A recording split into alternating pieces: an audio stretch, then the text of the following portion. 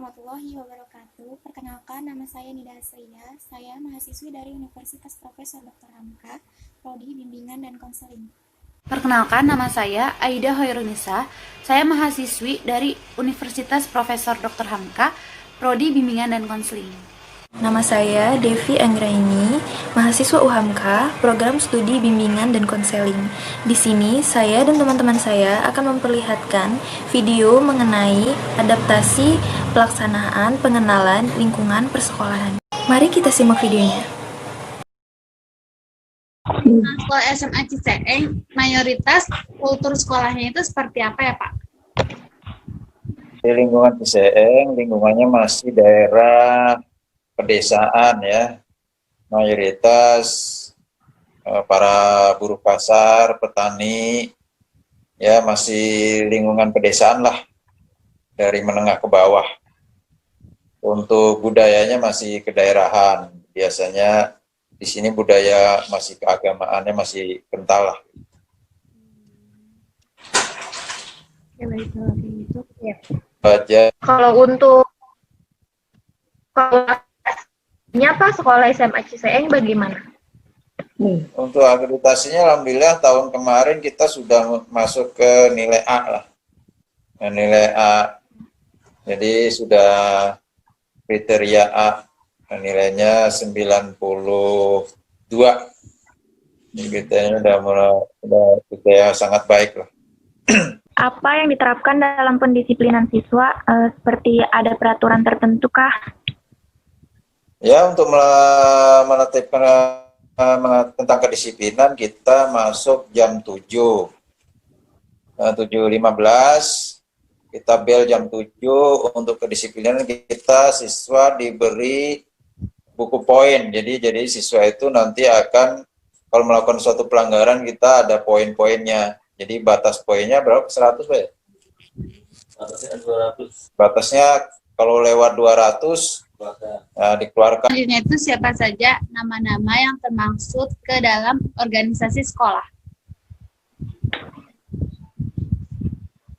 Maksudnya siapa yang organisasi sekolah ya semua kepala sekolah, nanti di bawahnya kepala sekolah, kepala TU, di bawahnya lagi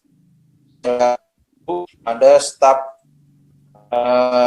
tata usaha untuk ya kalau disebutkan satu. Jadi urutannya kepala sekolah, komite. Tugas pokok dari masing-masing pejabat itu yang ada dalam struktur organisasi itu biasanya apa Pak tugas-tugasnya? Jadi dalam manigram yang pertama dari atas itu kepala sekolah, dalam di bawahnya Wakasek ada 4, Wakasek kurikulum, Wakasek siswaan, Wakasek sarpras, Wakasek humas. Nah, di kepala sekolah sudah jelas ya memanajemen sekolah. Untuk dibantu oleh kurikulum ya, kurikulum tugasnya ya memfasilitasi guru dalam belajar mengajar, membuat jadwal, semuanya berhubungan dengan kegiatan belajar. Untuk Wakasek tugas pokoknya adalah membuat program-program tentang peningkatan sarana prasarana sekolah.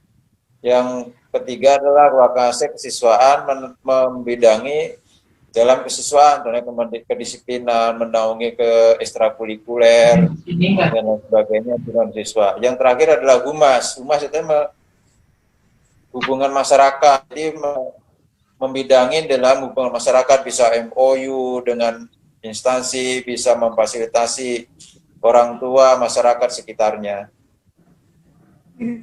Dan untuk kabak TU-nya itu membidangi tentang kepegawaian, mungkin gaji, kepegawaian dan lain sebagainya. Itu untuk programnya. Selanjutnya, kalau untuk kegiatan kurikuler di sekolah, adakah berupa kegiatan belajar mengajar yang terjadwal, alat peraga yang memadai, dan laboratorium di sekolah? Bisa dijelaskan seperti apa, bagaimana fasilitas-fasilitas di sekolahnya gitu? Ya, untuk kegiatan ekstrakurikuler terjadwal ya, sesuai jadwal di diprogramkan oleh masing-masing eskul. Dan sarananya alhamdulillah kita sarananya baik, lapangan ada, untuk seni ada, dan ya cukup memadai. Jadi untuk lab di sini ada lab kimia, ada lab biologi. Ya, kita belum lab fisika dan biologi. Untuk lab kimia kita belum punya. Ya, mudah-mudahan tahun ini kita punya. Jadi untuk sarana-sarana yang disediakan sekolah, alhamdulillah kita sudah cukup memadai. Sekolah selalu mengadakan rapat-rapat tertentu setiap bulannya. Untuk rapat kita biasa, kalau kita kan sekarang udah selama rapat kita, alhamdulillah setiap rapat kita setiap 2 minggu sekali kita briefing ya. Ya minimal sebulan sekali. Adakah kegiatan rutin kurikuler seperti kegiatan kokurikuler dan ekstrakurikuler di sekolah? Untuk Mancis itu ada, untuk kegiatan kokurikuler dan ekskul itu ada. Biasanya kalau di sekolah itu kadang guru mapel juga ngajak anaknya pergi misalnya ke tempat buat misalnya ke bank. Terus setiap tahun memang ada kegiatan study tour. Nah, study tournya itu perginya ke museum-museum, terus ke universitas dan ke tempat bersejarah lainnya gitu. Apa aja gitu Bu ekstrakurikulernya yang ada di sekolah? Kalau untuk di Semancis ekstrakurikulernya itu banyak. Ada PMR, Paskibra, Pramuka, terus silat, ada tari modern, tari tradisional itu ada. Rata-rata mereka hampir seminggu sekali mereka latihan di sekolah. Jadi ganti-gantian, misalnya Pramuka hari Rabu, PMR hari Kamis. Jadi kan karena lapangan yang nggak begitu banyak, tapi ketika mereka mau lomba, baru mereka setiap hari tuh latihan, kadang sampai dispen gitu. Oke, selanjutnya pertanyaannya dari Mbak Nisa.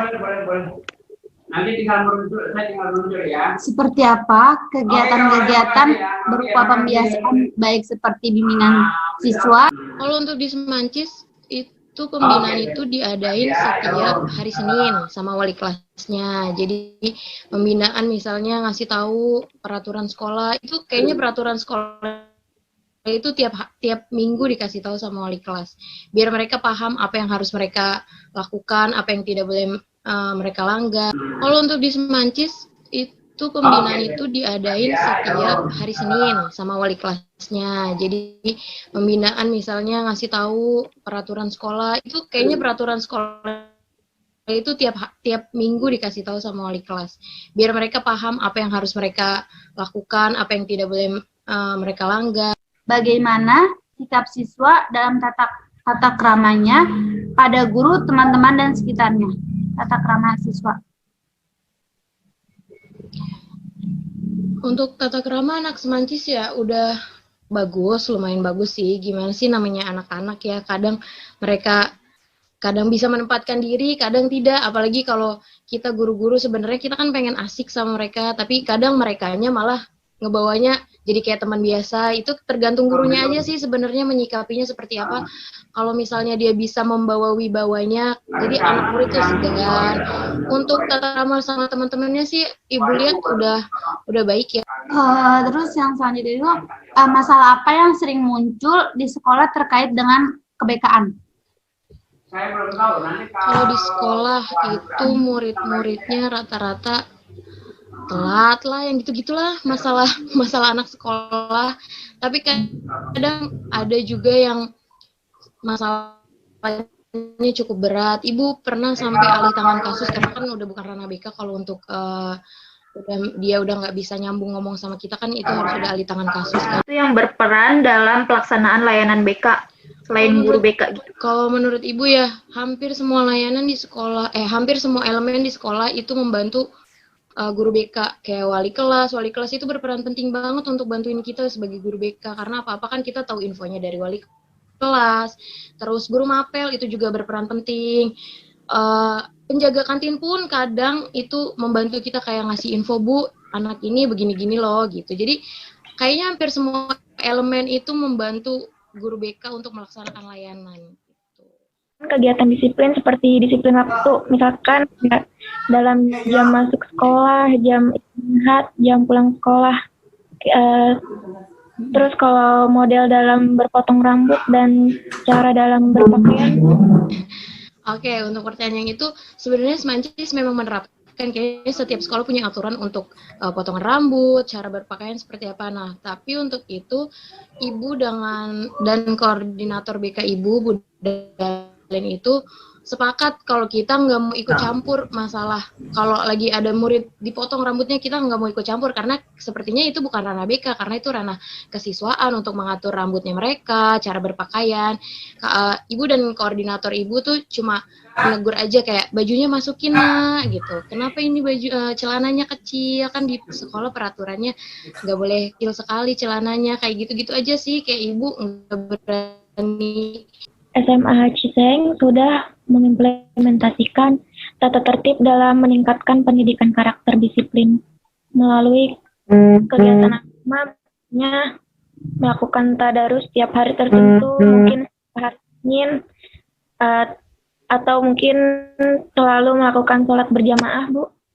Iya, kayak tadi Ibu udah bilang, Semancis itu setiap hari Jumat ngelakuin tadarus dan duha bareng gitu, dan guru agama Semancis alhamdulillahnya membiasakan, tergantung sih, ada yang guru dia nyuruh muridnya ngafalin Asmaul Husna yang kayak gitu-gitu. Jadi guru agama di Semancis alhamdulillahnya dia memiliki peran penting juga untuk anak-anak, membiasakan sholat duha, membiasakan tadarus sebelum belajar. Akhirnya karena mereka terbiasa ketika memulai pelajaran agama harus tadarus dulu, lama-kelamaan mereka kadang ada beberapa kelas yang memang tiap pagi sebelum mulai mereka udah tadarus sendiri tanpa harus disuruh gitu. Kadang ada yang sholawatan gitu sih.